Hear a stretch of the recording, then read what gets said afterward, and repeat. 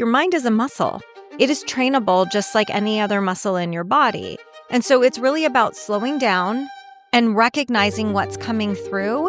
And if you're somebody who is noticing that you automatically go into this autopilot, rationale, evidence, you know that you are headed down the wrong path. And so I just always remind people to come back to the pause, come back to the breath, to just ground in that moment and to start listening to that quiet voice. Right. And that's the volume you want to turn up instead of the really loud one. That's the one you want to turn down.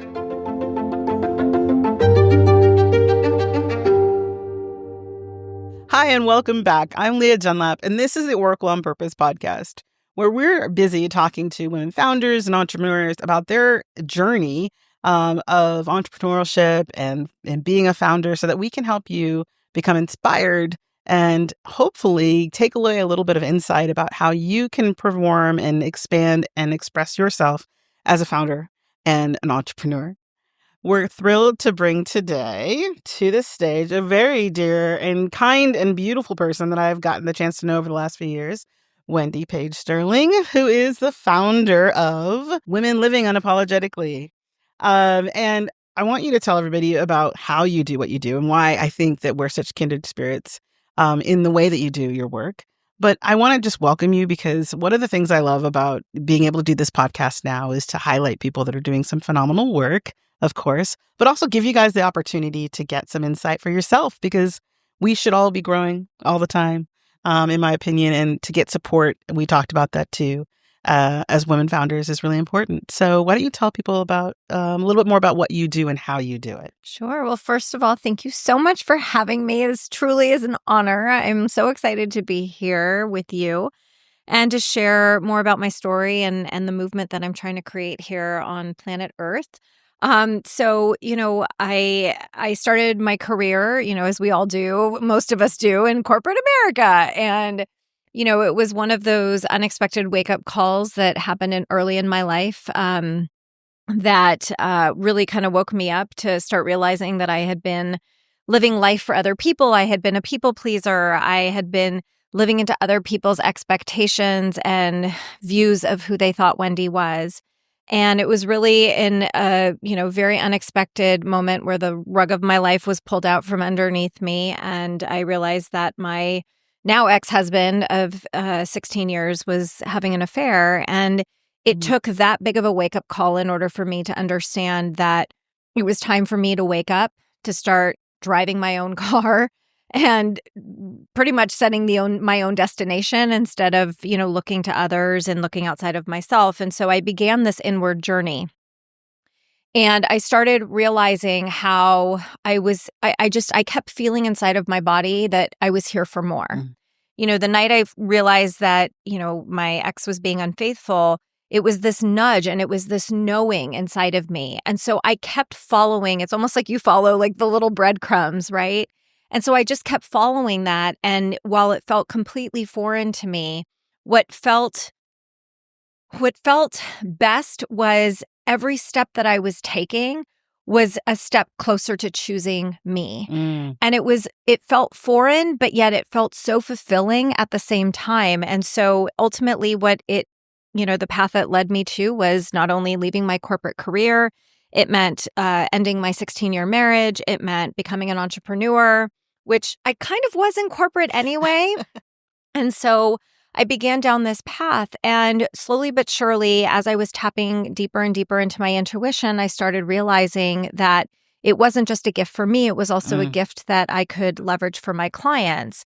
And what I was slowly learning about my intuition was it was my secret sauce of really learning how to trust myself and how to trust myself unapologetically. I pride myself on being a tough love coach. I tell my clients what they need to hear and what their friends will never dare to say, with permission, of course. But ultimately, what I'm really good at is not only hearing what people aren't saying, but what I'm also really good at is teaching them how to learn for themselves where it is in their bodies that they can start tapping into, listening, trusting, so that they can then start living the life that they were destined and here to create themselves. And so what it has inspired is this movement that I have been creating for quite some time, which is really around teaching women how to trust themselves unapologetically. And it's it's the foundation behind my new mastermind, which is called the Unapologetic Woman. And it really is intended to help high achievers who, you've checked every box. You know that you are successful doing X, but yet your heart and your soul are craving something more. And so really learning how to understand what that next calling is, following the breadcrumbs, trusting yourself unapologetically so that ultimately you can start leading the life that you desire, which is what I do every single day. Amazing. And I think that's really important for people to understand. Like you were talking, what I like to call like those 2x4 moments in our lives where, we don't always start off, right? Like, hey, we don't always start off on the right path. It's not always laid in front of us. And whether that means you're going to become an entrepreneur, you're going to leave your job, there is a moment where we kind of have to lean on ourselves and really understand and respect what we're being shared, what, that intuition, what that intuition is guiding us to. What do you think is the biggest challenge for people when they do have that nudge? What stops them? Maybe what stopped you maybe the first time you got that nudge from moving forward, do you think? Well, it's fear, right? It's our heads. It's your mind starts grasping onto all this evidence to talk you out of what it is that you are feeling called to do. And so, I mean, that night when I, literally it was, there was a combination of messages coming in where it was, he's lying, something's going on, you need to get his phone, and at first I'm thinking, that was the intuition. Right. And then it became, he would never do this. This is so out of character for him, right? So the ego starts playing and coming in with all this evidence like, no, that's not true. And so the way that I always teach my clients the difference between the two is the way that I've learned it, which is it's a sensation in your body. When your intuition is speaking to you, it is this calm, firm, just this like, hey, I'm here. Yeah. How's it going? And it doesn't need evidence. What happens after the fact is the anxiety, the chaos, the tension, right? He would never do this, right? You're on speed all of a sudden. Yeah. And there's all these, your mind just starts going on that, down that negative path. And so that's how you really understand what the difference is. And that's been my experience. And what I think is so hard is we have been trained to not pay attention to that first signal, which is the body, right? Everyone says, oh, it's mind over body. No, it's actually body over mind. And so it's retraining yourself to start tapping back into your body first and retraining your mind to start hearing the signals differently instead of, having it go down another path. Your mind is a muscle. It is trainable just like any other muscle in your body. And so it's really about slowing down and recognizing what's coming through. And if you're somebody who is noticing that you automatically go into this autopilot, rationale, evidence, you know that you are headed down the wrong path. And so I just always remind people to come back to the pause, come back to the breath, to just ground in that moment and to start listening to that quiet voice. Right. And that's the volume you want to turn up instead of the really loud one. That's the one you want to turn down. I love that. And I think that that's such an important piece for people to hear and even like highlight, which is really the intuition doesn't need evidence. No. I mean, that's a soundbite right there. Like, just hold on to that. If you find yourself searching for evidence to anchor a thought, then chances are it's really not your intuition that's at play. And that's a good indicator that you should probably, like you said, take a pause and really deepen that conversation with your own sense of self, or I like to say like into your bones, like feel into your bones. And I like the idea that your body is sending you messages all the time. And do you think that in today's world, as we are right now, do you think that women are starting to really step more fully into that intuitive sense of like making choices from that place? I do. I think they crave it. Yeah. I think they want to learn. I don't know about you, but I hear people say to me all the time, like, oh, I'm not intuitive like you, or I wasn't born with that. Yeah. And we are all born with intuition. It is a skill. It is an energy that you have access to every second of every day. It's a choice. And I think that more and more women are wanting to trust that. And, it's interesting because I've also been having conversations with, friends who work in corporate. And, we get into these debates back and forth of like, well, how do you go into corporate and, tell someone that your intuition is telling you to make this decision when all the facts are telling you something different? And, my response to that is like, I believe that there's a happy medium, right? It's also kind of like with AI coming into the world right now, right? That there's still a certain amount of emotion, of human connection and human emotion that has to play a role into that.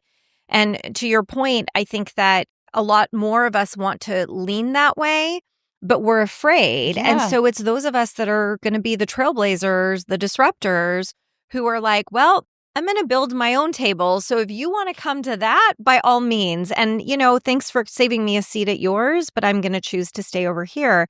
And that takes courage to be able to really stand in your own power. But to me, my intuition is a part of my voice. It's a part of me. And it's a part of me that I will never silence again. So, I would just say to anybody who's listening, I would encourage you to start playing with it on a small level. Obviously, don't be making huge decisions as you're testing your intuition out. But, it even comes as small as like you wake up this morning or, it's about lunchtime. What are you feeling like? And that first initial thought is, man, I really just want a bagel today. But then your head goes, bagels, carbs, you're trying to lose weight, right? And then you're like, I should have eggs or I should have oatmeal, right? Yeah. And so just starting small, because I coach my clients to start understanding for them, because what happens for me isn't going to happen for you and vice versa. And so I start by training them to really understand and learn where inside of their own bodies that intuitive hit comes through. It's a different experience. It's a different place for everybody. And to start playing with that so that more and more of us can start trusting it, leaning into it, and leading with it. I think that's fabulous. And I think you're right. It's a practice. I think people do think like, oh, if you've been doing it, like when people ask me, I will say like, I've been doing this my whole life. So for me, it does seem, right? It seems easy to you from the outside because you're seeing 30 years of this experience I've had, or 45 at this point, truly. And so, people see that and they might be kind of taken aback that it's not possible for them or that it's different, as you said. Sure. But really, it is a practice. It's something that you start to tap into. I love that you're sharing that because I think so many women, yes, we all have our intuition, but so many women know that on some level and they're not really, embodying it. But I think that the key thing that you've said, which I think is also important, is like, especially also, myself coming from a corporate background, is this idea about being unapologetic about what you know. I know because I know, right?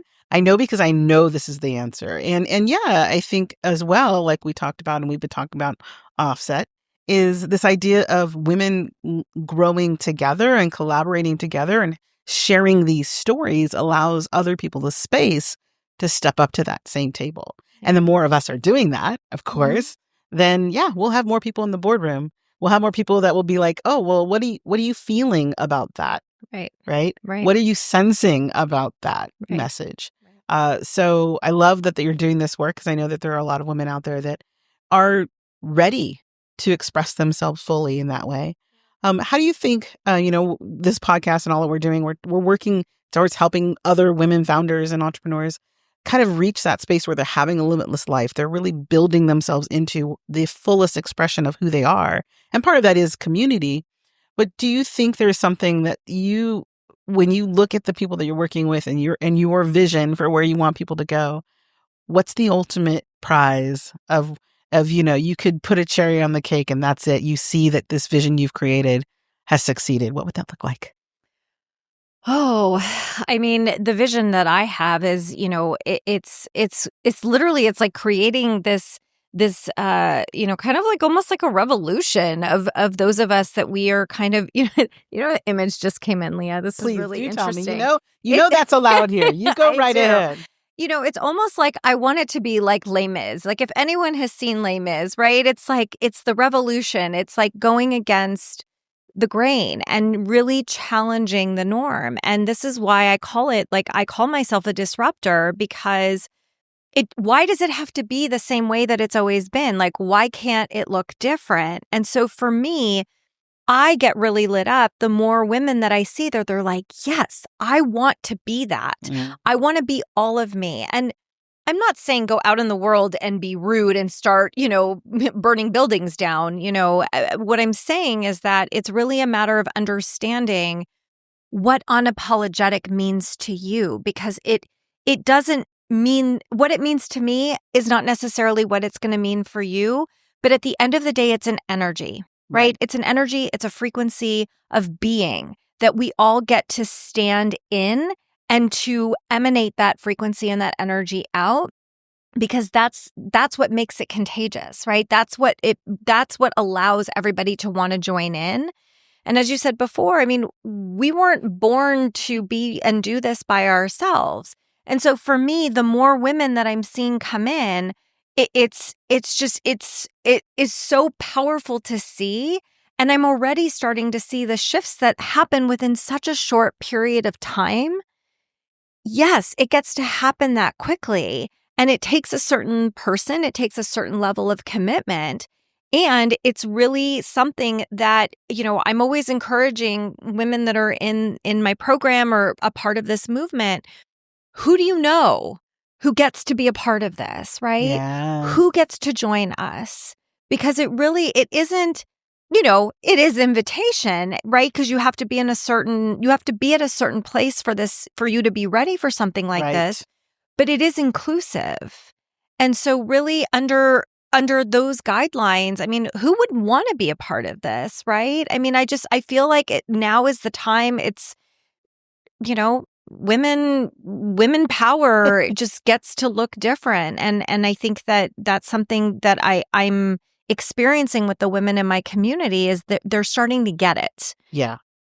Well, and I love the idea, like, this is, and I hear you continue to say this, is like, this is your version of the story, whatever your version is of being unapologetic. And I think that's one of the challenges as a whole, as women start to become more aware of themselves. And I use that with like the big S, right? Yourself, your real self, and knowing that there is all these pieces and all these, beautiful, like I say, caveats of who you are, the kaleidoscope of who you are really gets to shine when you are unapologetic. For me, the other word that I like to look at in regards to this is, if we are doing this, if we're like living this unapologetic life, and we are bringing seats to the table and bringing people in, which I think is fabulous. You have that idea and that concept, then it's not about people being the same. And I will say that, as we were just talking, so you all know this, is the word that Flash in and likes to do this sometimes. She's like, it's about, and I want to hear what your reaction to this is, because this is probably for you more than me. She said, it's about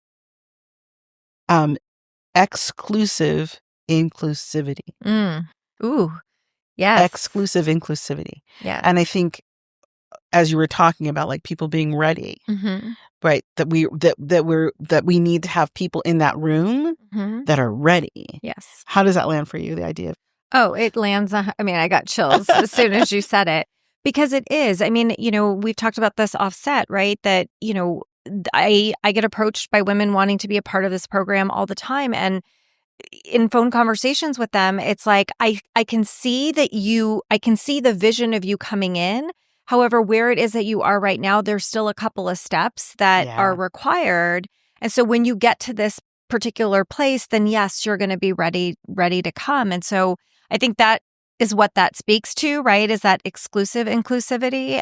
Is that it is definitely, it takes you being at a certain place in order for this to become your new normal. Right. Otherwise, you're just going to stay on that hamster wheel, and it's not going to lock and load for you to like really go out and create that life for yourself. I always used to be somebody who felt like she had to apologize. Oh, I'm sorry. Oh, right. And even words, I'm really big on language and definitions and words. And even when people will be speaking and they'll use the phrase, well, just in, they use the phrase just before they say something, or they find that they're justifying something that they're saying, you are apologizing. Those are other ways in which we apologize. And I think that yes, it takes a level of awareness, but more importantly, it takes a level of being Yes. where you can stop yourself and you can say, wait a second, absolutely not. I don't care what you think. I don't care how you feel. This is where I'm at. This is what I believe in. And this is who I be. And so when you finally get to that place, there's always new levels, right? We talk about peeling back the onion, but there's a certain level of peel back that has to exist already. Right. Great. Oh, so let's just jump right in there because, Yeah. apparently O's taking over right now. So we're just going to let her go. Oh, let's let her. You've called her out to play. Okay. So talk about that. What is the level? What are the key? Like, let's say there's 3 for some reason. Apparently she wants to do that. Give her 3. Okay. Three places or ways people need to be ready so that they're out there. Like, let the audience know, like, what is it? Are you ready? Here's 3 ways we can find out if you're ready. What would they be? Yeah. So, I mean, first and foremost, a lot of the women that are ready tend to be a high achiever. Mm-hmm. So she is somebody who has, checked all the boxes, has all the certifications, has all the accolades, has all the, I envision it almost like, you've got all the awards and the trophies hanging on, the shelf, right? And they're all there. And for somebody who is truly unapologetic, that tells me that you know how to go after what it is that you desire. Ah, So that's step number 1. right. I've never broken this down into 3 steps, She but wants you to, so here we go. But this is when I'm tapping Yeah. into my people to help guide me through this. So that would be step number 1. And then step number 2 is that she knows that there's a fire within her, that there's a bigger, brighter calling for her. Yes, I'm really good at all of this stuff. I have a client who, she's a trained chiropractor. She's a trained certified life coach, but she's known for being a chiropractor, right? She's got all the accolades. She's got all the awards, but she's had this fire in her that this is not it for me, right? Yeah. So her next level of this wasn't it for me was, well, I'll actually help chiropractors to build businesses like I did, and I'll coach them that way. So then they have layer 2 of evidence of, well, I can dip my toe slightly over the line, but keep it still in that other place. Mm-hmm. And I'm going to dip my toe in this other new place and see how I do over there. And oh, look, I'm super successful, but I'm still unfulfilled. Mm-hmm. And then step number 3 is, what is really your vision? What is it that you really want to be doing? How is it that you want to be serving other people? How is it that you want to leave your legacy in this world? And it takes that woman who is ready, who is truly ready to say, yes, I am going to jump into the ocean and I am going to trust that I know how to swim because I've swam before. Right. So looking at their past evidence as an example of what they're possible or what they're capable of going forward. It's knowing that at no time have they ever bet on themselves and they haven't exceeded expectation. And so it's a new layer of trust that they're stepping into, that they're ready to step into, and to know that, yes, my vision, I'm at A, vision is at Z, but I know that A to B is entirely possible for me and B to C is entirely possible to me. And so if those are the people who, I have calls with women where I'm like, okay, let's give you an A to B and let's see how you do. And the ones that are like, it's done within an hour, you're like, okay, on the you're phone, my people. They're like, okay, done. Yeah. Right. Yeah. Versus the ones that are like, well, this got in the way, that got in the way, and well, I couldn't. Right. And so there's a different level of commitment that is required. And so I would invite everybody to kind of see, like, where are you at? But those are the 3 steps that I think are really indicative of whether you're ready or not. So I think those were 3 really great, identifiable ahas for people probably as they're looking at this. And I'm curious for you, like, when you get ready to support them in that, what is your next version of this? What's Wendy's next layer? That is a great question. For me right now, I'm really seeking to build and expand this in a much larger way. My vision is really around, like, I see multiple, I guess I would call them like pods of these women that I get to lead, and I get to really, see them continue to evolve and to, start creating just incredible magic in the world. I want to see the ripple effect of this. I don't know that I know exactly what it looks like in this moment, but what I feel energetically is that it's going to be big. I know it's going to be big. I think it is. Yeah, I just got full body chills on that I one. was going to say, yeah. It's bigger than me, and it's going to have a life of its own. And one of the things I've been working really hard on myself is that whole trust and surrender piece of trusting when my guides are telling me what to do, how to do it, when to do it, and just letting it take its course. And right now, I love the momentum that I'm currently in, and I'm seeking the opportunity to really start. For me, it's really about creating what you do so excellently, which is really starting to create these retreats. And that is kind of my next phase and what I see happening with this particular movement and mastermind that I have created. And I also know that, God and the universe have a bigger plan for me. So I'm riding the wave until they tell me what's next. I love it. So one of the things we like to do on the show is to let you guys, whoever's sitting in my seat, the lovely guests that I get to, share the space with, ask a question if you'd like. So if you were like, if you're looking at that vision for yourself, is there a question you have that the Oracle could help, give you some insight about, do you think? Yeah, it's a question you just asked me because I'm like, I was curious to know because when you asked me that, I was like, well, what does the Oracle say? Well, what is next for me? And I think it's beautiful because, as you were talking, and oftentimes with the Oracle, this is like what I experience is this idea of like highlighting certain things you say. Yeah. And instantly, as soon as you said the idea of the ripple effect, I think you're right on target. I think for you, it is about the ripple effect. I see you stepping away, not too far away in the future, from really being involved in the actual, conducting of the thing and being the leader and the founder of this vision, right? Really spearheading and leading out into community and connection work rather than doing the day-to-day, or especially the day-to-day. She just said that literally, like, especially the day-to-day, ma'am. And you and I know what she's talking about. I do. Get your hands out of the pie, as they say. And really, your next big evolution will be stepping into that founder role as the person who's leading those other groups and letting them do their thing. Yeah. So I feel it's like really like the ripple thing just like lit up when you said that. Yeah. Absolutely. Thank you. Yes, you're so welcome. I see it. I know. It's like, oh yeah, okay. And then of course her little I love it when she's like, and by the way, like get your hands out of the stew. Okay. Yes, ma'am. She likes to be definitive when she's definitive, which I think is great and helpful. So thank you again so much for being a part of this. I can't wait to keep having a conversation with you. I think we could talk forever, and there's so much going on there.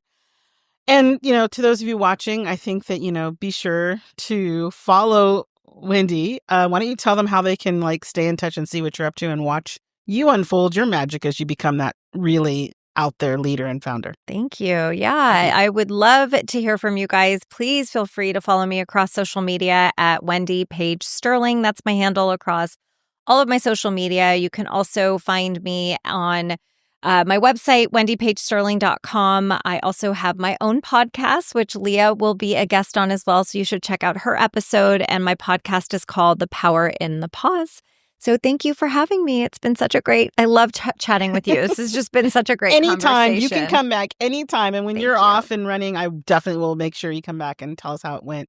And thank you. Thank all of you for watching. Again, I'm Leah Dunlap. This is the Oracle on Purpose podcast. We're here to help women entrepreneurs and founders to really live into their biggest and fullest expression so that they can create a limitless life of purpose and prosperity. If you were inspired by anything you heard today, make sure that you like and subscribe to our show. We'll be bringing more amazing women like Wendy to the stage. And of course, make sure you follow us on oracleonpurpose.com.